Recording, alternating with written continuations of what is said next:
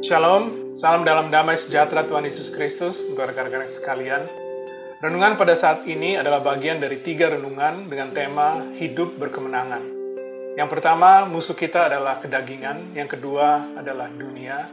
Dan yang ketiga, dalam bahasa Spanyolnya adalah diablo atau iblis. Firman Tuhan di Yohanes 10 ayat 10 mengatakan, pencuri datang hanya untuk mencuri dan membunuh dan membinasakan. Aku datang supaya mereka mempunyai hidup dan mempunyainya dalam segala kelimpahan. Keluaran 3 ayat 8 berbunyi, sebab itu aku telah turun untuk melepaskan mereka dari tangan orang Mesir dan menuntun mereka keluar dari negeri itu ke suatu negeri yang baik dan luas, suatu negeri yang berlimpah-limpah, susu dan madunya, ke tempat orang Kanaan, orang Het, orang Amori, orang Feris, orang Hewi, dan orang Yebus. Seperti musuh kita kedagingan dan dunia, maka seperti bangsa Israel untuk masuk ke dalam tanah Kanaan mereka harus mengalahkan musuh-musuhnya, yaitu orang Het, orang Amori, orang Feris, orang Hewi, dan orang Yebus. Maka untuk kita sebagai pengikut Kristus, untuk hidup dalam hidup yang berkelimpahan, kita juga harus mengalahkan musuh-musuh kita. Kita diselamatkan untuk menang. Dan musuh kita yang terakhir dalam konteks kita saat ini adalah diablo atau iblis. Saya membagi renungan ini dalam beberapa bagian. Yang pertama, seteru, mengenal musuh kita. 1 Petrus 5 ayat 8, sadarlah dan berjaga-jagalah, lawanmu atau seterumu si iblis berjalan keliling sama seperti singa yang mengaum-aum dan mencari orang yang dapat ditelannya. Ada 2 pasal di Perjanjian Lama yang menggambarkan siapa iblis ini. Yehezkiel 28 ayat 11 sampai dengan 19. Lalu datanglah firman Tuhan kepadaku, hai anak manusia, ucapkanlah suatu ratapan mengenai Raja Tirus dan katakanlah kepadanya, beginilah firman Tuhan Allah, gambar dari kesempurnaan engkau, penuh hikmat dan maha indah.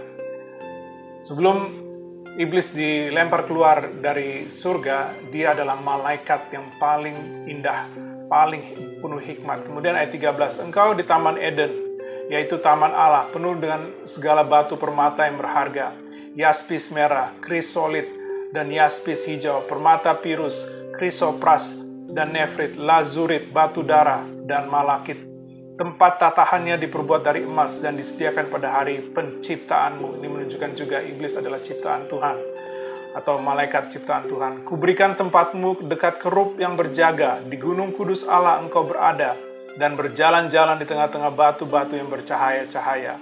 Engkau tak bercela di dalam tingkah lakumu sejak hari penciptaanmu sampai terdapat kecurangan padamu. Ini awal kejatuhannya.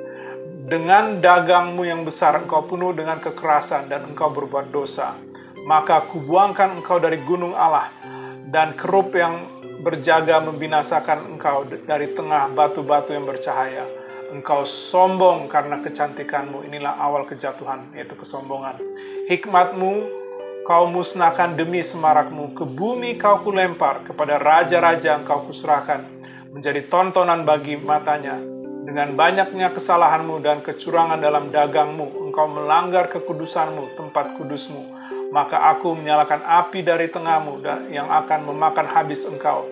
Dan kubiarkan engkau menjadi abu di atas bumi di hadapan semua yang melihatmu. Semua di antara bangsa-bangsa yang mengenal engkau kaget melihat keadaanmu. Akhir hidupmu mendahsyatkan dan lenyap selamanya engkau. Yesaya 14 ayat 12-17 juga menggambarkan siapa iblis ini, musuh kita. Wah, engkau sudah jatuh dari langit, hai bintang timur, putra fajar. Engkau sudah dipecahkan dan jatuh ke bumi, hai yang mengalahkan bangsa-bangsa. Engkau yang tadinya berkata dalam hatimu, aku hendak naik ke langit, aku hendak mendirikan tahtaku mengatasi bintang-bintang Allah, dan aku hendak duduk di atas bukit pertemuan jauh di sebelah utara. Aku hendak naik mengatasi ketinggian awan-awan, hendak menyamai yang maha tinggi. Ini kesalahannya ia ingin menyamai Tuhan. Sebaliknya, ke dalam dunia orang mati engkau diturunkan, ke tempat yang paling dalam, di liang kubur. Orang-orang yang melihat engkau akan memperhatikan dan mengamat-amati engkau, katanya, inikah dia yang telah membuat bumi bergetar, dan yang telah membuat kerajaan-kerajaan bergoncang, yang telah membuat dunia seperti padang gurun, dan menghancurkan kota-kotanya, yang tidak melepaskan orang-orangnya yang terkurung pulang ke rumah. Demikianlah deskripsi daripada iblis. Yang kedua, sekutu. Siapa teman kita, sekutu kita, untuk supaya kita dapat memenangkan godaan-godaan dari iblis, yaitu Tuhan Yesus. Ibrani 4 ayat 15 mengatakan, sebab imam besar yang kita punya bukanlah imam besar yang tidak dapat turut merasakan kelemahan-kelemahan kita. Sebaliknya, sama dengan kita, ia telah dicobai, hanya tidak berbuat dosa. Matius 4 ayat 8 dan 9 mengatakan, dan iblis membawanya pula ke atas gunung yang sangat tinggi, dan memperlihatkan kepadanya semua kerajaan dunia dengan kemegahannya, dan berkata kepadanya, semua itu akan kuberikan kepadamu, jika engkau sujud menyembah aku. Tuhan Yesus juga menang melawan godaan yang ketiga ini, atau musuh yang ketiga, yaitu iblis, dengan menggunakan senjata. Yang nomor 3, senjata. Matius 4 ayat 10 sampai dengan 11. Maka berkatalah Yesus kepadanya, enyahlah iblis, sebab ada tertulis, engkau harus menyembah Tuhan Allahmu, dan hanya kepada Dia sajalah engkau berbakti. Lalu iblis meninggalkan dia, dan lihatlah, malaikat-malaikat datang melayani Yesus. Seperti Tuhan Yesus menang melawan kedagingan, melawan dunia, dan juga melawan iblis dengan menggunakan kata-kata ada tertulis, ada tertulis, ada tertulis, maka kita juga dapat menang dari ketiga musuh kita dengan menggunakan senjata yang sudah Tuhan sediakan, yaitu firman Tuhan. Lalu nomor 4, strateginya apa? Bagaimana kita melawan iblis? Kalau dengan daging kita flee, menjauh. Kalau dengan dunia kita ada faith, yaitu iman. Maka yang ketiga, melawan iblis kita fight. Kita lawan. Yakobus 4 ayat 7 mengatakan, karena itu tunduklah kepada Allah dan lawanlah iblis, maka ia akan lari daripadamu. Salah satu kesalahan kita, daging kita lawan, makanya kita kalah. Dan iblis kita lari, makanya kita juga kalah. Seharusnya daging kita lari atau menjauh, dan iblis kita lawan. Sehingga dari renungan ini, kita pelajari bahwa kita juga dapat mengalahkan iblis dengan menggunakan firman Tuhan, dengan melawan dia. Sekali lagi saya bacakan, Yakobus 4 ayat 7, karena itu tunduklah kepada Allah dan lawanlah iblis, maka ia akan lari daripadamu.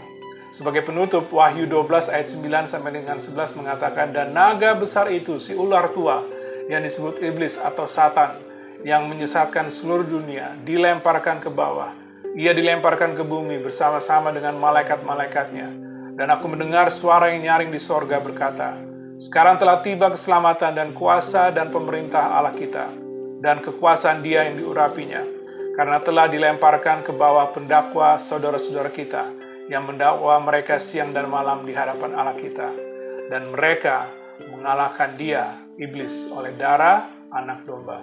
Tuhan Yesus memberkati pemberitaan dan penerapan firman-Nya. Haleluya. Amin.